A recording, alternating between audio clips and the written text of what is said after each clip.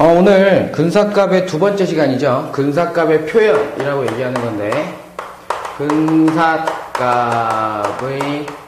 표현이라고 얘기하는 건데, 어차피 근사값이라고 얘기하는 파트에서 가장 중요한 건 그런 생각을 하면 되겠지. 뭐냐면, 어저께도 저번 시간에도 얘기했지만, 근사값이라고 하는 용어에서 필요한 것들을 다 알고, 그 다음에 우리가 이렇게 약속했으니까 이대로 한번 해보자 라는 것을 알아야 된다는 거지. 첫 번째는 뭐냐면, 유효 숫자야.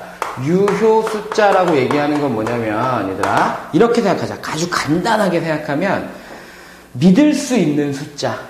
믿을 수 있는 숫자. 믿을 수 있는, 숫자라고 하는 개념이야. 믿을 수 있는 숫자. 이거 어떻게 해요? 라고 얘기할 때, 이런 생각을 해보면 돼. 봐. 우리가 참값을, 예를 들어 설명해주면, 참값을, 5,942라고 얘기해. 5,945라고 얘기해보자. 그런데, 1의 자리에서, 반올림일 때, 반올림을 하게 되면, 5,900 얼마 돼? 50대지, 그지? 그 다음에 이번에는 10의 자리에서, 반올림일 때, 반올림 한 숫자는 5,900이 되겠지. 그 다음에 100의 자리에서 반올림일 때, 그러면 6,000이 되잖아, 그지? 그러면 이런 생각을 하면 돼. 1의 자리에서 반올림했다라고 얘기하면 요거잖아, 그지? 그럼 요 숫자는 믿을 수 없지만 요 숫자까지는 어떻게 돼? 믿을 수가 있다. 그래서 유효 숫자는 595라고 얘기하면 돼.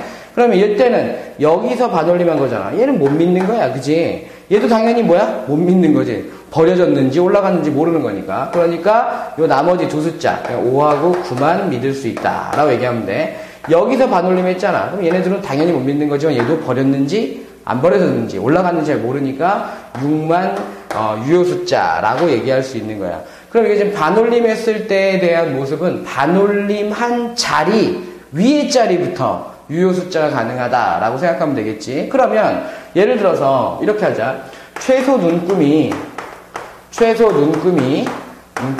1인 1g도 좋고 1kg도 좋아. 1인 것으로 측정된 값이 5,942입니다. 라고 얘기하면 이때 유효 숫자는 뭐니? 라고 얘기하면 5, 9, 4, 2까지 모두 믿을 수 있다는 거야. 최소 눈금이 10이다 라고 얘기하면 5,942라고 얘기할 때 얘들아 얘는 믿을 수 있어 없어? 믿을 수 없는 거야. 왜? 10짜리인데 2라고 얘기한 건 내 맘대로 얘기한 거나 마찬가지거든. 그러니까 그때는 5, 9, 4까지 믿을 수 있어. 최소 눈금이 100이야 라고 얘기하면 5,942라고 얘기하는 거. 얘 내 맘대로 읽은 거잖아. 그치? 그러니까 이때는 5, 9가 되는 거지. 그치? 됐니? 그 다음에 최소 눈금이 1,000이야 라고 얘기하게 되면 5, 9, 4, 2라고 얘기해도 이거 내 맘대로 읽은 거잖아. 그치? 믿을 수 있는 건 5밖에 없다라고 여러분들이 믿을 수 있는 숫자에 대한 부분들을 알아줘야 되는 거야. 그럼 유효 숫자 구하는 거 어떻게 하는지 알겠지? 반올림 했을 때 어떻게 구하고 최소 눈금일 때 어떻게 구하는지 대충 이해가 되겠지? 그 다음에 두 번째가 뭐냐면 유효 숫자에서 0에 대한 부분들에 대해서 여러분들이 판단을 해야 돼. 판단을. 예를 들어서 205라고 얘기할 때 요거 유효 숫자니? 얘도 믿을 수 있고 얘도 믿을 수 있는 거야. 0이 아닌 숫자 사이에 있는 0은 유효 숫자라고 얘기할 수 있는 거야. 그 다음에 0.0025라고 되어 있잖아. 그러면 얘네들은 자릿수를 채운 거기 때문에 자릿수만 채운 거기 때문에 유효 숫자라고 얘기할 수 없어. 하지만 0.0205라고 얘기하면 얘는 유효 숫자, 얘는 자리 숫자. 그지? 자리만 채우는 거니까 요거는 유효 숫자라고 얘기할 수 있지만 얘네들은 유효 숫자라고 얘기할 수 없다가 되는 거야. 그 다음에 0.030이라고 얘기하잖아. 그럼 얘네들은 유효 숫자라고 얘기할 수 없어. 자릿수만 채우기 위해서 만들어낸 거지만 얘는 여기서 반올림해서 올린 숫자 또는 최소 단위가 0.001이다라고 얘기하는 개념이기 때문에 요거는 유효 숫자라고 얘기할 수 있다라고 생각하시면 돼요. 그 다음에 우리 아까 전에도 봤지만 얘들아 500이라고 얘기했어. 그러면 500 그러면 이제 소수점에 대한 건 이해가 됐잖아. 그럼 이쪽에서 봤을 때는 얘가 유효 숫자라고 얘기할 수 있니? 그건 알 수 없단 말이야. 예를 들어서 얘들아 반올림을 어디서 했는지를 확인해야 되고, 반올림을 어디서 했는지 확인해야 되고, 또는 최소 눈금이 얼마인지를 반드시 확인해서 여러분들이 얘는 유효 숫자다, 얘는 유효 숫자가 아니다, 또는 둘 다 유효 숫자가 아니다라는 것을 확인할 수 있어야만 한다라는 거지. 무슨 말인지 알겠지? 이런 식으로 유효 숫자, 자연수일 때 모습하고 여러분들이 정확하게 기억을 하셔야만 합니다. 그 다음에 유효 숫자의 이제 세 번째 내용이 뭐냐면 유효 숫자의 표현 방법. 우리 표현을 어떻게 할 것이냐. 그럼 정확하게 이렇게 하다 보면 어떤 게 유효 숫자인지 어떤 게 유효 숫자가 아닌지 모르잖아. 그지? 그러다 보니까 유효 숫자의 표현 방법을 유효 숫자 부분과 얘들아 유효 숫자인 부분과 10의 거듭 제곱의 형태로 표시를 한단 말이야. 그런데 이 유효 숫자라고 얘기하는 파트는 A라고 얘기해서 A 곱하기 10의 n제곱인데 이 A는 반드시야. 정수는 몇 자리? 정수가 한 자리인 소수의 형태로 표시를 합니다.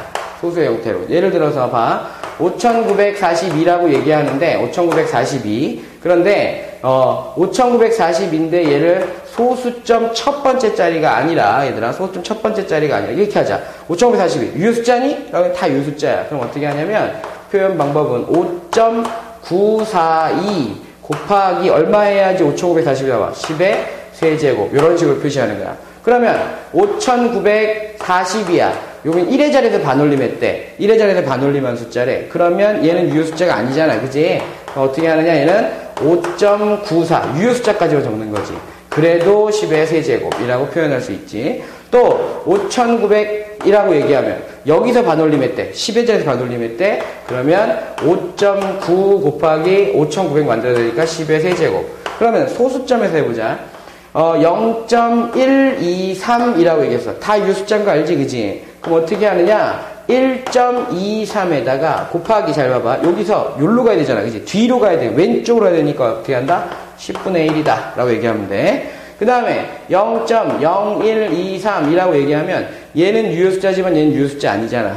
그지? 그러니까 얘는 1.23 해놓고 여기서 두 칸 가야 되지. 그지? 그러니까 곱하기 10의 제곱분의 1입니다. 그 다음에 0.0120이라고 얘기했어. 그럼 얘는 유효 숫자 아니지만 얘는 유효 숫자잖아. 그지? 왜? 측정이 된 거니까. 그러면 얘는 1.20까지 해놓고 여기서 두 칸 왼쪽으로 하니까 10의 제곱분의 1입니다. 라고 얘기할 수 있다라는 거야. 알았지? 여기까지가 여러분들이 근사값의 표현 방법이다.